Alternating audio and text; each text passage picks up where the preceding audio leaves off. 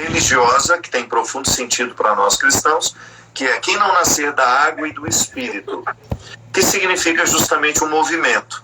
O Espírito Santo na fé cristã tem essa responsabilidade de mover-nos na direção de um novo que existe em mim, um novo que há na igreja, um novo que há no mundo, que eu preciso fazer ficar presente. O novo está pairando sobre nós, mas somente algumas pessoas captam a novidade, atualizam essa novidade nas suas vidas e são capazes de viver a partir dessa novidade.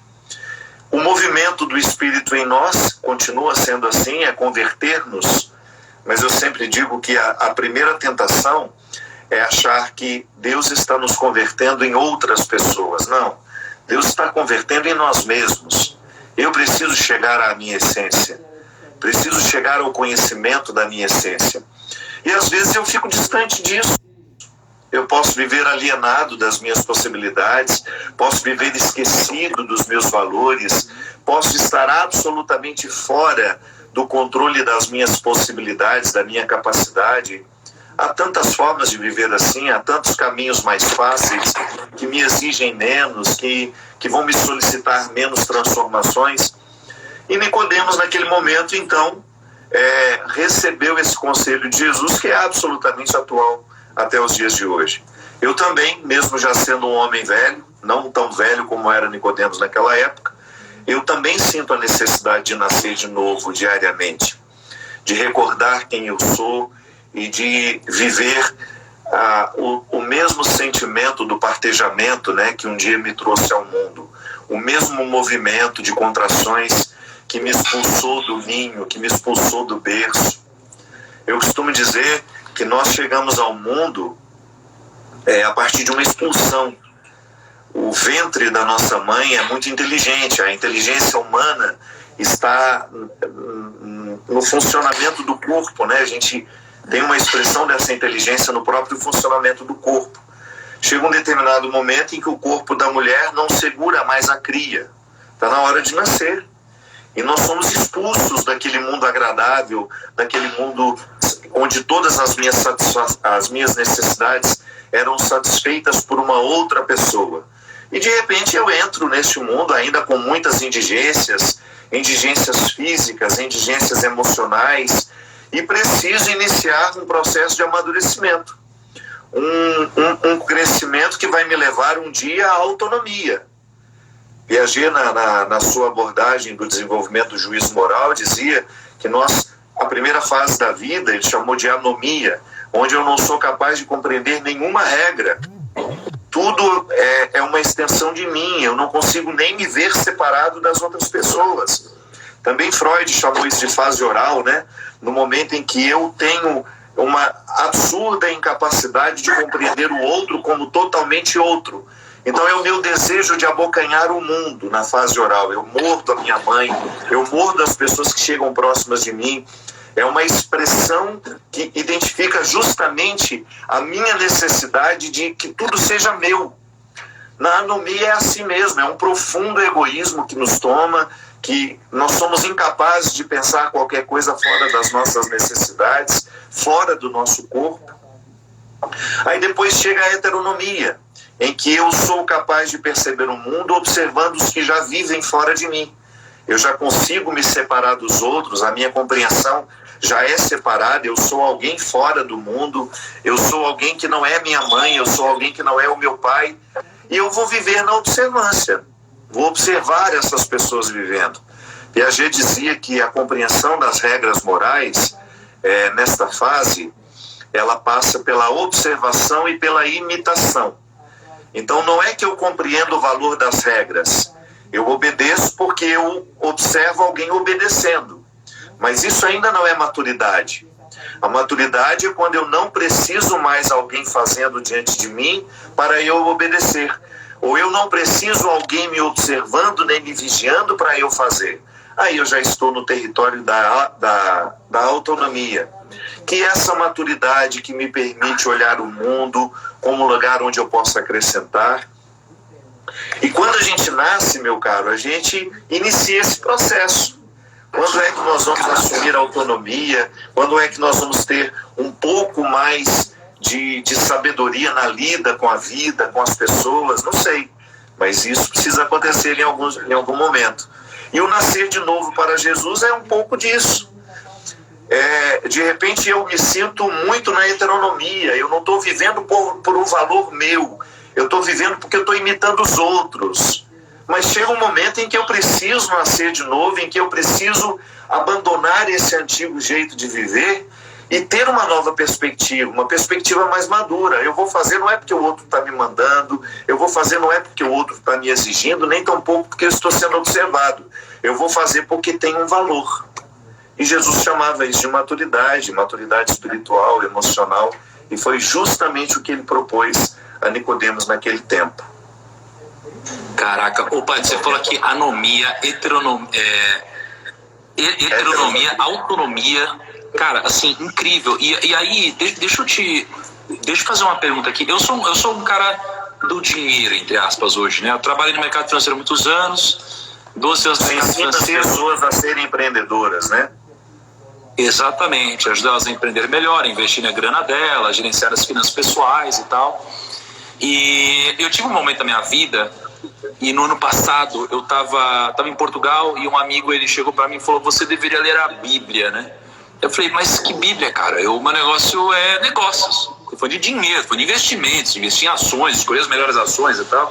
Ele falou: não, você precisa ler a Bíblia, porque a palavra dinheiro é a palavra mais citada na Bíblia e você está querendo ir na fonte. A gente tem um símbolo aqui, padre, que é a maçã, tá? A maçã é o símbolo do primo. Por quê? Porque as pessoas, elas insistem em perseguir o fruto e elas deixam de perseguir a semente que gera o fruto, né? Então, se você abrir uma maçã, você sabe quantas sementes existem dentro de uma maçã, mas você nunca saberá quantas maçãs existem dentro de uma semente. Porque esse é o potencial de multiplicação da semente. E eu comecei a ler a Bíblia, né? Eu comecei a ler sob uma ótica não religiosa, eu comecei a ler sob uma ótica de mindset, de dinheiro, de mentalidade, né? E eu li Provérbios, comecei por Provérbios, li Eclesiastes, e tudo aquilo falou comigo, porque eu me dedico a estudar hoje pessoas bem-sucedidas, padre. Então eu converso, já fiz live aqui no Instagram com, sei lá, uns 25 bilionários, né? Um monte de gente aqui no Instagram, e eu estudo essas pessoas. E, cara, para minha surpresa, eu percebi que tudo que elas falavam, de certa forma, tinham sementes em Provérbios, em Salomão. Eu falei: esse negócio era muito poderoso. E aí, eu peguei e, cara, comecei a ler muito a Bíblia. Muito a Bíblia. E aí, olhando para a Bíblia e pensando no tema de hoje, cara, o que é mais escalável, ou o que escalou mais na sociedade do que esse livro? É muito difícil encontrar uma história dessas. Então o que eu te pergunto é o seguinte, padre: como a gente está falando hoje de escala, e se você fosse pensar sobre várias óticas, sobre dinheiro, todas as empresas que ganharam dinheiro escalaram a venda de produtos, né? Sobre mensagem, todas as pessoas escalaram suas fontes de distribuição de mensagem, a palavra foi compartilhada, foi disseminada. O que eu te pergunto é: por que isso daqui tem esse poder de escala tão grandioso? O que tem por trás? Quais são os princípios da escala dessa mensagem, padre? Por que você consegue chegar a tanta gente para gente tentar estudar a semente disso e tentar trazer para tudo que está ao nosso redor hoje? Se tiver alguma história que você possa contar de dentro desse livro ou de dentro da sua fé, o que você pode contar para a gente? Olha, se você for ver a própria história do cristianismo, nós temos um belíssimo exemplo de escalonagem. Quando Jesus deixou os seus 12 apóstolos constituídos como continuidade da sua igreja, esses homens e mulheres eram muito simples. E quando eu falo os 12, Tiago, eu quero me referir a toda aquela pequena comunidade que reunia em torno daqueles que eram chamados de apóstolos. Eu gosto sempre do discurso inclusivo, que joga para dentro dos números aqueles que nós não enxergamos, que não foram testemunhados nas Escrituras, mas que de alguma forma nós sabemos que estavam lá. Os discípulos fundaram pequenas comunidades, movidas, a grande maioria, por mulheres que, lamentavelmente, durante o nosso processo histórico, ficaram muito à margem dentro da vida eclesiástica. Mas, se a gente pensar, esses primeiros seguidores de Jesus, eles não tinham o argumento teórico do que eles tinham vivido ao lado de Jesus. Tanto é que o conceito apóstolo, discípulo, ele só se aplicava para as primeiras comunidades àqueles que viram Jesus, àqueles que conviveram com Jesus. Alguns anos depois, a partir da conversão de um homem chamado Paulo, que é um grande intelectual, talvez o primeiro grande intelectual convertido ao cristianismo. Não podemos nos esquecer que Paulo tinha uma formação filosófica, ele tinha uma origem diferente da dos discípulos, tinha passado pela vida acadêmica, coisa que os discípulos não tinham passado. Quando ele chega alguns anos depois do episódio de Jesus, ele não tinha mais como conviver com Jesus. Jesus já estava morto, ressuscitado, estabelecida a fé cristã, as primeiras comunidades acontecendo, vivendo. O que aconteceu com Paulo, quando ele chega e tem a sua vida transformada pela mentalidade de Jesus? Ele traz toda a sua inteligência, ele traz todos os seus argumentos. Tanto é que ele teve muitos embates com Pedro, que é o líder carismático, digamos assim, aquele a quem Jesus confiou a igreja. Jesus fundou a igreja, entregou nas mãos de Pedro, e Pedro precisou tocar, com toda aquela dificuldade que ele tinha de fala, de discurso. Ele tinha muita dificuldade, mas ele era um homem de experiência, ele conviveu com Jesus. Paulo chega e a primeira modificação que ele faz é justamente a partir do conceito de discipulado e apostolado. Ele vai dizer, não é o apóstolo, o discípulo, não é aquele que somente conviveu com Jesus. Ele precisava se incluir. Jesus tinha transformado a vida dele. As ideias de Jesus transformaram as suas ideias. Então ele vai falar, discípulo e apóstolo é todo aquele que fez uma experiência de Jesus. Isso é filosofia já, meu caro. Uma coisa é eu ler um livro, uma coisa é eu fazer uma experiência com o livro. Nós estamos entrando numa terceira margem, como dizia Guimarães Rosa. É a terceira margem do rio. Quando eu digo que eu fiz a experiência de alguém, eu posso até não ter convivido com ela, mas as suas ideias, de alguma forma, vieram morar em mim. Eu conheci aquela pessoa da maneira mais profunda que um ser humano pode conhecer o outro, que é o mergulho nas ideias. Quando Paulo reconfigura o conceito de apostolado, de discipulado, nós começamos uma escalada de crescimento fantástico, que foi justamente a partir desta formulação teórica da vivência. Os discípulos viveram, Paulo escreveu sobre o que eles viveram. Paulo escreveu encíclicas, isto é, cartas, naquela época, que eram muito importantes para que as comunidades permanecessem fiéis ao início, ao carisma inicial, à vida de Jesus. E a gente tem toda essa história de Paulo, que é fantástica, que é, para nós, um dos acontecimentos mais importantes do cristianismo é a conversão de Paulo. O que Paulo começou a fazer? Levar o cristianismo para os meios acadêmicos. Jesus frequentou os meios mais simples. Paulo começou a levar a sua reflexão aos grandes teatros, aos lugares da cultura daquela época. Hoje, por exemplo, vou te dar um exemplo do que foi a minha vida. Eu estudei para ser padre, só. Eu nunca na minha vida tive pretensão de ser comunicador, de fazer o que eu faço hoje. Eu sou um homem que cresceu dentro da igreja, num formato muito simples, de religiosidade muito simples. Nunca na minha vida tive a oportunidade de estar num grande centro universitário, antes do seminário. O seminário me proporcionou tudo isso. E de repente eu fiquei padre, professor universitário, e comecei a levar a minha experiência de professor universitário para a comunicação. Eu comecei a cantar, a fazer o trabalho com a música, a escrever, escrevi muito, tenho quase 30 livros publicados. Comecei a entrar em outras searas que não eram próprias do nosso mundo católico. Comecei a falar com pessoas que não eram católicas. Comecei a falar, Tiago, com pessoas que não eram nem sequer religiosas, mas que de alguma maneira estavam em busca da espiritualidade. Então, se você for pensar, aquilo que eu faço hoje só é possível, a gente só é capaz de atuar neste campo hoje, porque há mais de 2000 anos um homem teve coragem de ser cristão assim, fazendo questão de não precisar abrir mão da inteligência para acreditar em Deus, ou levando uma religiosidade espiritualizada, que a gente sabe que uma coisa não é garantia da outra. Ter religião não é garantia de ter espiritualidade. Eu nunca me canso de dizer isso. Por acaso, a religião é um lugar que deveria ser propício ao surgimento da espiritualidade, ao crescimento da espiritualidade. Mas a espiritualidade, ela não é propriedade das religiões. Espiritualidade é tudo aquilo que sopra sentido na nossa vida, e eu posso fazer isso lendo Dostoiévski. Eu posso fazer isso lendo um grande clássico da literatura universal que trate as questões humanas com respeito, com seriedade, que esmiúce as questões humanas. Eu faço a experiência da espiritualidade assistindo uma ópera, assistindo uma peça de teatro, lendo uma poesia de Adélia Prado, de Carlos Drummond de Andrade, não sei qual é o autor que lhe inspira. Mas o que Paulo percebeu foi justamente isso. Nós não podemos ter uma religiosidade que não espiritualize as pessoas. E nós não podemos ficar fechados nos nossos guetos, falando somente entre nós.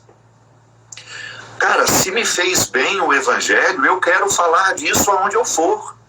Ainda que eu precise modificar um pouco a linguagem, eu não me permito modificar o conteúdo, mas eu me permito modificar a maneira como eu levo esse conteúdo. Eu, por exemplo, num determinado momento da minha vida, eu percebi que o humor, ele me ajudava muito a quebrar as barreiras que culturalmente existem entre padres e fiéis. O padre foi construído dentro de uma redoma muito desagradável, que protegia. O padre parecia que nunca tinha problema, o padre parecia uma figura sempre pronta, o padre nem parecia ter sexualidade. Quanto mais assexuado ele parecesse aos olhos das pessoas, mais ele se sentia respeitado. De repente a gente começou a perceber que esse modelo hoje pode ser atualizado de forma responsável. Eu não preciso ficar dentro dessa redoma. Eu posso estar no meio das pessoas, eu posso conviver com elas, eu posso ser amigo dessas pessoas, mesmo que elas não sejam católicas, mesmo que elas não sejam cristãs, mesmo que elas não tenham os mesmos interesses de fé que eu. Mas onde existir um ser humano desejoso de encontrar-se consigo, e eu não vejo diferença, Tiago, eu não vejo dois caminhos nisso aqui. Eu não acho que exista um caminho para chegar a Deus e um caminho para chegar a mim. É um caminho só que me faz chegar a Deus, que me faz chegar em mim. Eu, meu caro, se eu cheguei a mim, eu já cheguei a Deus. Não tenho dúvida disso. Se eu já cheguei a Deus, naturalmente eu tenho que chegar a mim. Porque eu não tenho como visitar essa dimensão sagrada se não for em mim. Aí você pode até perguntar, padre, mas então para que nós vamos à igreja enquanto um templo estabelecido? Nós vamos à igreja porque a gente acredita que ali exista um facilitador que nos faça chegar a nós.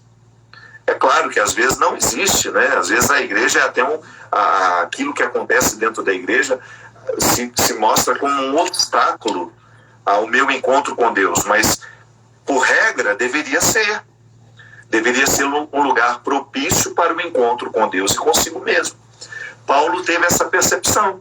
Então, se você enxerga hoje o cristianismo no mundo, o Papa tão facilitador da conversa, do encontro, nós temos ali, meu caro, um escalonamento que começou em Paulo, nos primeiros discípulos, e que chegou até hoje. Caraca, meu. Isso é escala de verdade, cara. Escala que perdurou no tempo e durou por milênios.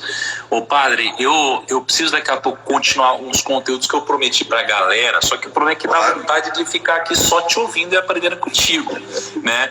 E eu queria... Posso te fazer uma pergunta que talvez saia um pouco do contexto, mas sabe o que é? Eu sei que essa é uma pergunta que vai se comunicar com muita gente, porque eu abri uma caixinha de pergunta e muita gente me perguntou isso. Eu queria jogar para você essa responsabilidade, padre. A pergunta é a seguinte: A gente vive num mundo, e quando a gente tá falando, assim, a galera que me segue aqui é muito ligada a negócios, né? E no mundo dos negócios existe, por um ponto de vista, muita justiça. Então, não, tudo que eu faço e eu tenho de resultado é justo, porque eu colho o que eu planto. E por outro lado, existe a injustiça. Existe sempre aquelas pessoas ou empresas que você não consegue entender da onde que está vindo tamanho merecimento para que exista um resultado proporcional. Então a gente vive num mundo, de certa forma, que ocorre muita justiça, mas também muita injustiça. E isso daqui abre muita margem para inveja, muitas vezes. E aquela inveja é incontrolável. Então, como lidar, padre? Eu quero perguntar para vocês aqui, quero que você consolidasse esse pensamento. Como lidar com esse fato de existir injustiças no mundo, existir inveja no mundo, e como lidar com pessoas que muitas vezes não fazem por merecer, mas colhem o que elas nem chegaram a plantar? Como lidar com esse tipo de pensamento, padre? Olha, a primeira coisa, a gente precisa mergulhar numa consciência da nossa verdade. Onde existe estrutura humana, existe a falabilidade, existe o erro, existe o engano, existe a injustiça. Quando eu dizia aqui que o encontro com Deus deveria ser naturalmente um encontro com a gente, Tiago, eu falo justamente desse desvelamento. Cara, domingo passado eu falava sobre isso. Quem me assistiu na missa de domingo me ouviu falando sobre isso. Como é difícil a gente ter coragem de identificar em nós aquilo que nós criticamos tanto na sociedade. Eu, por exemplo, tenho muita dificuldade de lidar com a injustiça. Eu acho cruel onde existe a prevalência da injustiça. Mas o quanto eu promovo também de injustiça no mundo que me pertence, nesse mundo que eu administro, e que nem sempre eu sou capaz de purificá-lo como eu gostaria que o mundo estivesse purificado. Então eu acho que a maneira mais honesta de lidar com tudo isso é a gente sempre ter um esclarecimento cada vez mais profundo e fecundo de nós mesmos. Eu sou este lugar de onde o mundo o mundo se concretiza. Eu sou o lugar a ser transformado. E eu tenho também aqui dentro de mim esses conflitos. Às vezes eu fico olhando para algumas situações e falo, meu Deus, mas por que isso está sendo assim, né? Por que isso está sendo conduzido dessa forma? Por que a gente ainda erra sempre do mesmo jeito? Por que algumas pessoas estão ainda tão acomodadas, tão incapacitadas de levantarem a própria bandeira e de começarem uma história nova? Por que escolhem o caminho do vitimismo? Aí, meu caro, me vem aquele sentimento assim de compaixão, de misericórdia, que é tão necessário nos dias de hoje. Eu falo, mas Fábio, você também tantas vezes fez isso. Então, acredito que a solidariedade com essa fragilidade, não permitindo que ela venha crescer em nós e a partir de nós, mas como um lugar de conhecimento do humano, sabe? Onde a gente perde um pouco essa necessidade de idealizar tudo o que nós enxergamos. Não, vamos nos ver com mais verdade, vamos nos enxergar com mais realidade. Eu acho que é a única forma que a gente tem de fazer isso, tornar-se menos pesado. Caraca. Ô padre, o que você falou... Oi? Eu não sei se te respondi. Porra. Você não me respondeu, você fez mais do que isso, você me gerou uma reflexão profunda interna aqui, cara. O que você fez hoje foi incrível. Eu sei que não foi incrível só pra mim, foi incrível pra essas mais de 80 mil pessoas que estão aqui com a gente, tá, padre? Assim, eu vou confessar pra você que eu tô há muito tempo querendo que você tivesse vindo aqui na live com a gente, de verdade. Eu sempre soube que seria uma coisa incrível, uma parada diferente. E especialmente para levar esse conteúdo para, às vezes, um mundo que não está tão próximo do seu, de certa forma, né? E eu sei que grande parte da sua missão de vida é levar, né, a palavra para mais gente. E eu queria te dizer que, de certa forma, eu tenho cada vez mais feito parte desse movimento, tá, padre? Então, assim, queria que você pudesse contar comigo. Sou um cara que estou começando nesse mundo, mas que, com certeza, com a melhor das intenções, de uma forma genuína, transparente. Espero que eu possa contribuir um pouquinho também com a sua missão e tenho cada vez mais me encontrado para compartilhar um pouquinho mais do que eu tenho aprendido nos últimos tempos, tá, Padre? Quero muito que você participe no futuro também com a gente, seja em podcast, live, seja o que for. Eu sei que a nossa galera gostou muito de tudo que você falou hoje e a reflexão que você gerou, tá, Padre? Obrigado, meu querido, obrigado. E apenas um complemento aí ao que você disse. Às vezes nós temos a ilusão de que os nossos mundos são diferentes. São nada. No fundo, todos nós estamos querendo um lugar no mundo. Eu tenho feito, Tiago, um compromisso comigo de que o meu discurso religioso, eu tenho o direito de fazê-lo, eu tenho o direito de acreditar como eu creio, eu tenho o direito de rezar como eu rezo, mas eu não tenho direito, em hipótese alguma, de fazer com que o meu discurso religioso faça o outro acreditar que ele não tem um lugar no mundo. Tem sim. Todos nós somos um lugar de essência, um lugar onde Deus se manifesta e se manifesta com muita grandeza. Então, eu acho que as pessoas que lhe procuram para de alguma forma aprender a lidar com dinheiro, elas estão querendo aprender a lidar com elas. O dinheiro é apenas um detalhe que faz parte da nossa vida e que acaba sendo uma expressão de nós mesmos. Eu tenho visto muito que o dinheiro, quando temos, nos modifica, quando não temos, nos modifica, e nas duas modificações, se a gente quiser, ela é sempre positiva. Eu já passei fases da minha vida em que eu não tinha dinheiro para comprar um salgadinho na escola. Hoje eu tenho não só para eu viver bem, como para ajudar muita gente que faz parte da minha vida, que está sob o meu cuidado, as instituições que fazem parte do meu lugar aqui. Então eu fico pensando que tudo que nos torna humanos, seja a necessidade de aprender a administrar o resultado do nosso trabalho, ou então a dor que a gente não sabe resolver e que a gente leva para o travesseiro, toda e qualquer oportunidade que a gente tem de lidar com a gente, nos coloca no mesmo mundo. Eu acho que nós somos todos sempre muito iguais, muito. Quanto mais eu fico padre, quanto mais as pessoas me interpretam como este lugar de confiança, e eu me sinto muito responsável por isso, muito feliz por tantas pessoas que confiam em mim, no que eu digo. Quanto mais eu mergulho nesse mistério de ser padre, mais eu descubro que o que as pessoas estão querendo de mim, na verdade, é apenas um ser humano bacana, do bem, que esteja disposto a estar com elas, com aquilo que elas precisam viver. Então, muito obrigado por abrir a sua casa, me apresentar aos primos e obrigado pelo carinho, pela oportunidade de estar com você, e eu espero a gente voltar a falar mais vezes. Padre, a humildade antecede a honra e você demonstrou uma humildade sem tamanho. Eu vou contar, primos, não saiam daqui, tá? Vou contar para vocês umas coisas aí que acho que eu nunca contei antes, daqui a pouquinho. E, padre, muito obrigado. Espero que você volte então novamente em breve. Foi uma honra, tá bom? Obrigado, meu querido. Um beijo, meu povo querido. Tamo junto. Beijo. Valeu, se cuida, meu irmão. Tchau. Obrigado. Cara, olha isso, amor. Vem cá.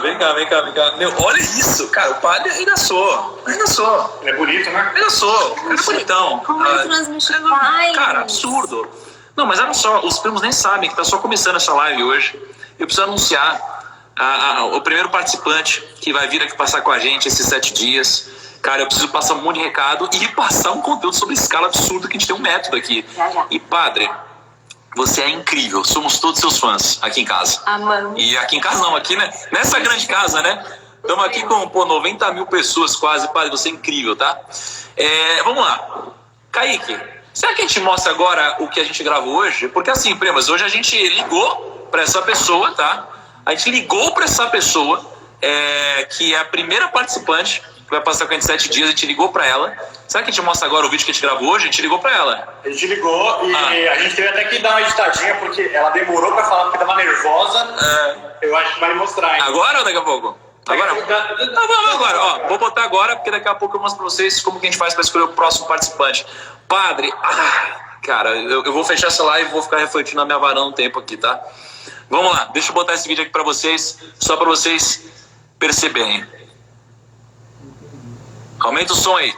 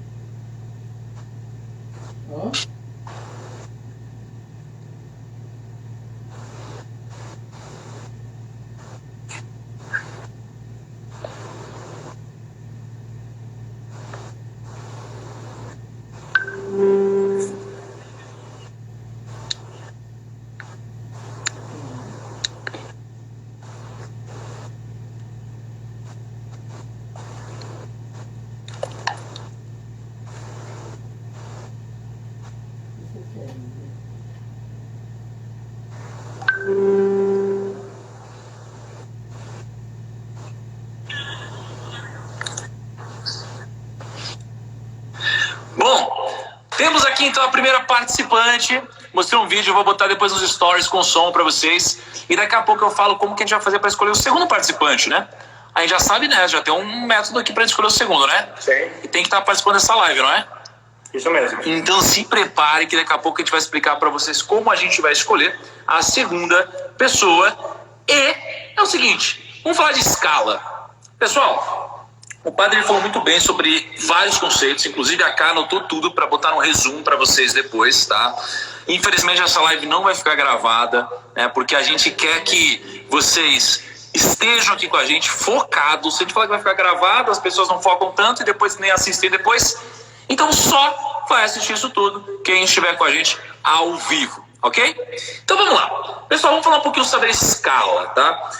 Na minha vida, por exemplo, o que me permitiu atingir a prosperidade, eu tô falando de forma financeira, foi a escala.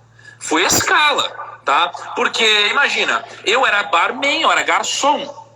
Eu era garçom, gente. Tá? E nada contra, pelo contrário, eu admiro demais a galera. Muitas vezes eu encontro garçom, barman, a galera vem, troca uma ideia que conhece a minha história e fala, olha, eu sei que você começou assim, eu tô aqui na correria também, tá? Então, eu admiro isso, tá? Só que um garçom, barman, não tem escala. Por quê? Porque você ganha por hora.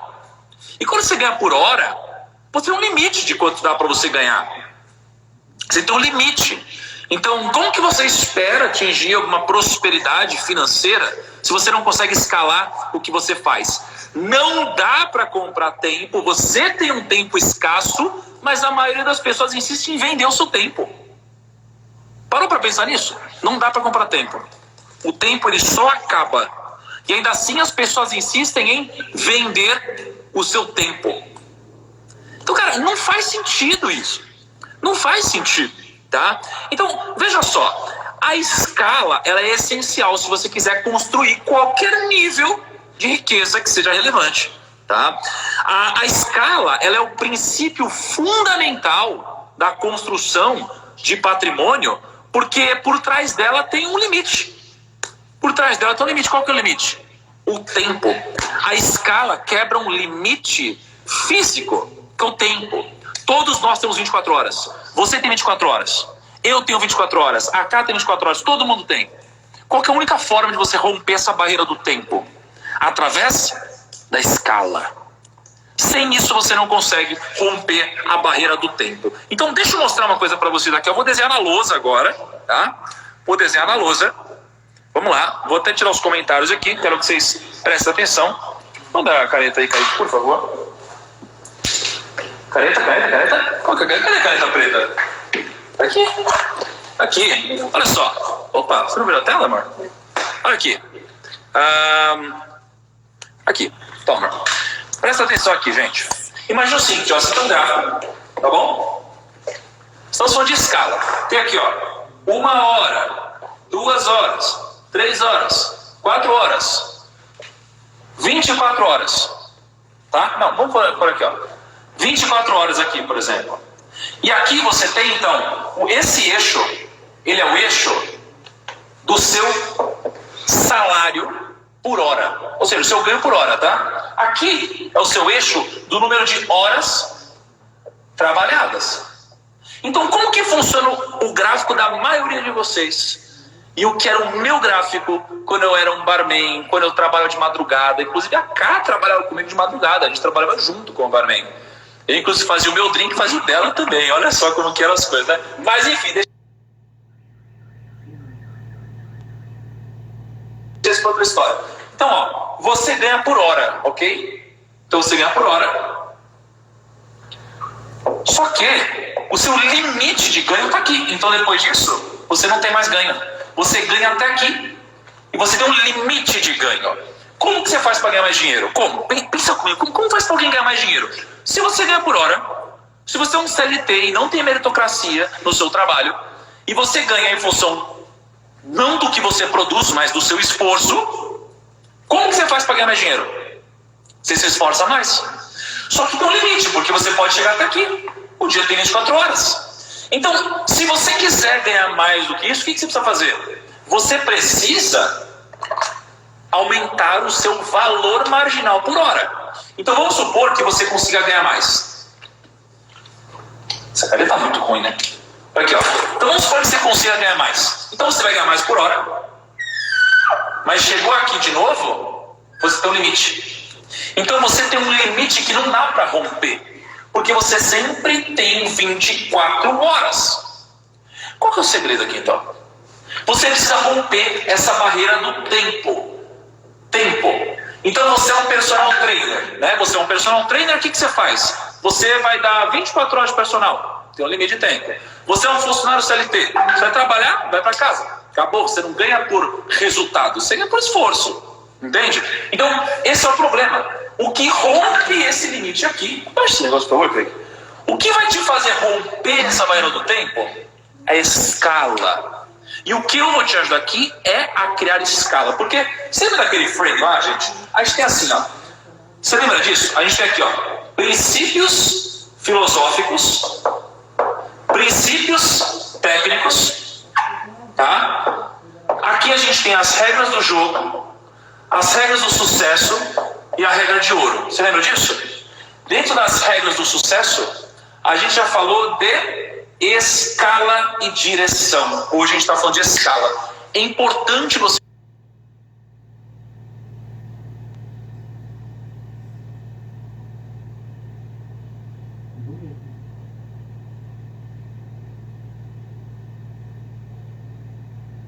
entender o conceito de escala, e eu vou te dar algumas ferramentas para que você possa escalar tudo que você faz, tá bom? Então vamos lá. Esse gráfico, ele é muito importante, porque quando você entende que o tempo, ele existe, e a única forma de você romper a barreira do tempo é através da escala, já vira uma chave na sua cabeça. Virou na sua? Porque a primeira vez que eu entendi o conceito de tempo e escala, isso mudou a minha forma de pensar em negócios, tá? Então, o que a gente entende aqui? Eu vou contar uma história rápida para vocês sobre quando eu comecei a escalar o que eu fazia. E por que você precisa entender isso? Porque quem faz mais do que é pago, em breve é pago por mais do que faz. Entende? Então, quanto mais você fizer hoje, em breve, mais você será pago pelo que faz. É natural, é um processo. Você precisa começar em algum momento, tá? Você precisa gerar escala. Se você não gerar escala, você não consegue atingir uma grandiosíssima prosperidade, porque geralmente existe uma limitação do quanto vale a sua hora, né? A não ser que você consiga criar uma obra como um Picasso, que aliás, afinal de contas, as obras dele só passaram a valer depois da morte dele, tá? Ó, o Monkey Stocks postou aqui, ó, a Bíblia foi o primeiro livro impresso em escala com a prensa de Gutenberg. E o resto da história a gente já sabe. Então, existe algo que a gente precisa desbloquear aqui dentro, que é a escala. Se a gente não desbloqueia a escala, a gente não consegue, velho. Você não consegue. Se você não conseguir desbloquear a escala, você vai passar o resto da vida ganhando em função do seu esforço e não em função do seu resultado. Não vai ser um esforço inteligente. Então, olha só, eu tinha um escritório de investimentos, né? Talvez alguns de vocês conheçam a história, eu tinha um escritório de investimentos. E segura aqui, porque daqui a pouco eu vou contar para vocês como a gente vai fazer para escolher a segunda pessoa. A gente já tem um método para escolher a segunda pessoa que vem, né, Kaique? Temos sim. Tá, então já temos a primeira pessoa, Patrícia. Será muito bem-vinda, Patrícia. Já anunciamos a segunda pessoa, tá? Deixa eu contar uma história interessante. Muita gente pergunta como que eu consegui construir patrimônio, né? Eu tive um momento na minha vida, eu tinha um escritório de investimentos, tá? Eu comecei sozinho e pequeno. Eu era um garçom, virei um barman, estudei sobre investimentos, comecei a atender clientes sozinho, comecei atrás de muitos clientes, precisei criar processo, tá? Eu comecei a atender mais pessoas, comecei a contratar outros assessores de investimentos, comecei a contratar pessoas que contratavam assessores de investimentos e comecei a crescer. O Breno Perrucho, meu grande amigo e sócio, ele está aqui na live, ele disse uma coisa legal: escala é falar para 70 mil pessoas de casa. Olha que interessante. Então eu estou aqui em casa. Se eu fizer uma live de 1 hora e eu estiver falando para 70 mil pessoas, eu estou pegando a minha hora e transformando em 70 horas. Isso é escala. Antigamente eu fazia palestras para o quê, amor? Você lembra? Tinha um tempo que a Cá, ela ia comigo e a gente ia num final de semana fazer um grande treinamento. A Cá me ajudava a fazer um sanduichinho, cafezinho, e a gente fazia isso para 2, 3 pessoas. Entende? Então, isso é escala. Poder falar para todos vocês aqui é escala. E é um custo muito baixo.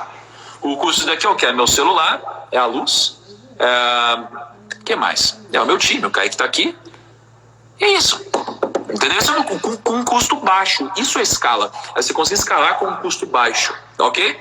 Então, quando eu tinha meu escritório, eu comecei a escalar, comecei a ter mais assessores, comecei a ter pessoas que contratavam assessores. Mas o que isso me gerou não foi necessariamente a escala. Eu percebi depois que eu expandi o meu negócio. Não necessariamente eu escalei. Aí perguntaram, qualquer profissão é escalável? Qualquer profissão, Tatan. Então, posta aqui a sua profissão. Comenta aí sua profissão que eu vou falar para você como você pode escalar a sua profissão agora, em tempo real, sem cobrar nada com ninguém. Só para você ver que toda profissão é escalável, tá? Eu comecei a expandir o meu negócio na época. Eu só estou continuando o assunto porque existe um delay entre o que eu falo, o que você recebe e o que eu leio depois, tá? E eu comecei a expandir o meu negócio. Então eu comecei a contratar várias pessoas. O que aconteceu? Eu não necessariamente escalei, porque o meu crescimento dependia de mais investimento, mais investimento, mais investimento, custo fixo mais alto. E eu percebi que expandir não é escalar. Expandir não é escalar. Eu preciso, para escalar, aumentar o meu crescimento sem ter um impacto igual no meu custo, tá? No meu custo, isso é importante. Por exemplo, ó, fisioterapeuta, a Fernanda falou, fisioterapeuta. Cara, uma fisioterapeuta você pode fazer algumas coisas. Primeiro que você pode usar a internet para escalar. E você pode conseguir atingir muita gente ao mesmo tempo. Você pode treinar outros fisioterapeutas, inclusive pela internet. Você pode validar esses fisioterapeutas para que eles utilizem o seu método e tratem outros pacientes. Com 1 hora de treinamento seu, ou algumas horas, você valida alguns fisioterapeutas que podem atender outros clientes e você ensina esses fisioterapeutas a atingir mais clientes e você começa imediatamente a atingir muito mais gente. Só o trabalho, além do trabalho, enriquece. Só. Acabou. Senão você não consegue. Barbeiro. Como que você vai fazer para escalar uma barbearia? Se você é uma pessoa que depende só de você de fazer a barba dos outros e você consegue fazer uma barba a cada meia hora, você pode escalar aumentando o seu preço. Será que isso aqui é escala? Não. Isso aqui é uma expansão do negócio. O que você precisa fazer é gerar outros disseminadores. Treinar outros barbeiros usando o seu método, usando a sua marca, usando suas ferramentas e seu espaço, talvez franqueando, talvez outras coisas, para que com 1 hora de trabalho seu, você tenha 100 franquias fazendo barbas ao mesmo tempo. Cara, se você não escalar o que você faz, você não vai ganhar dinheiro. Acabou, esquece. Abandona isso. Você precisa pegar e botar isso na sua cabeça. Se você não escalar, você não ganha dinheiro. A palavra é escala. Quando eu tomo uma decisão, eu penso, minha decisão tem que ser positiva, não pode ser negativa. O que é uma decisão positiva? É uma decisão que tem escala, que tem direção, que tem sinergia e tem grit, que é entusiasmo. Uma direção negativa é uma direção côncava, em que eu posso perder muito mais do que ganhar, tá? É uma direção em que é desordenado, não tem direção, eu não gero sinergia, eu sou egoísta. Essa é uma direção negativa. O que é uma direção que pode me gerar muitos ganhos? Uma direção com convexidade, onde eu posso ganhar muito mais que perder. O que é convexidade? Primeiro encontro. Vou fazer um primeiro encontro, a pior das hipóteses é eu perder 3 horas, 1, 2, 3 horas aqui na minha vida. Melhor das hipóteses é eu amar essa pessoa, ter um filho com essa pessoa, passar uma vida inteira ao lado dessa pessoa. casar, ter filhos, netos e morrer ao lado dessa pessoa. Convexidade. Convexidade tem a ver com uma decisão que pode escalar tudo, porque você tem muito mais potencial de ganhar que perder. E decisões que te geram escala são decisões que te ajudam a impactar mais pessoas, a gerar sinergia. O entusiasmo te ajuda a ganhar mais dinheiro ou simplesmente disseminar sua mensagem. O plantio ele é opcional, mas a colheita é obrigatória, porra. Você entendeu? Desculpa o palavrão, mas é que é isso. As pessoas querem colher e não querem plantar. Para, velho. Para. A gente precisa de escala, gente. Então eu separei aqui para vocês eu separei 5 coisas que você precisa ter em mente quando você vai criar escala. Mas antes disso, eu falei de quando eu estava no Minigro, beleza? Vendi a Minigro, atingi minha liberdade financeira lá com 26 anos e eu encontrei a internet. A internet me proporcionou escala. No Primo hoje, a gente fala com quantas pessoas por mês, Kaique? Umas 15. Umas 15 milhões de pessoas. Gravando vídeos. Um time enxuto de 10 pessoas. Isso é escala, velho. Eu não sei o que você faz. Eu não sei o que você faz. Mas eu sei que você pode gerar escala no que você tem. E se você não se preocupar com isso, em como você pode gerar escala, você não vai conseguir gerar um impacto positivo. Não um impacto proporcional, entende? Você vai ser uma pessoa que vai ser escrava do seu trabalho. As pessoas acham, às vezes, que o negócio é só se esforçar. E não é se esforçar. Tem muito mais a ver com mérito. Pensa no esforço que você teria que fazer para falar com 70 mil pessoas. Somos 70 mil pessoas nessa live. Isso é escala, gente. Entende? Isso é escala. Por isso que, financeiramente falando, eu tenho prosperidade hoje. Você já conhece um pouco dos meus números. Eu compartilhei um pouco nos últimos dias das lives, né? Por isso que o meu negócio não é mais esse. O meu negócio é o outro. Eu preciso impactar, eu preciso escalar a minha mensagem. E que não é nem minha. Eu sou só um mensageiro hoje. Qual que é um dos grandes desafios do mensageiro? O mensageiro, às vezes, pode se achar maior do que a mensagem. Se o mensageiro se achar maior do que a mensagem não é passada adiante. A mensagem que eu carrego é muito mais poderosa do que eu. E essa mensagem é que eu quero que chegue até vocês. Que eu quero que vocês compartilhem com outras pessoas, com outras audiências, nos ajude a crescer, tá? Daqui a pouco eu vou compartilhar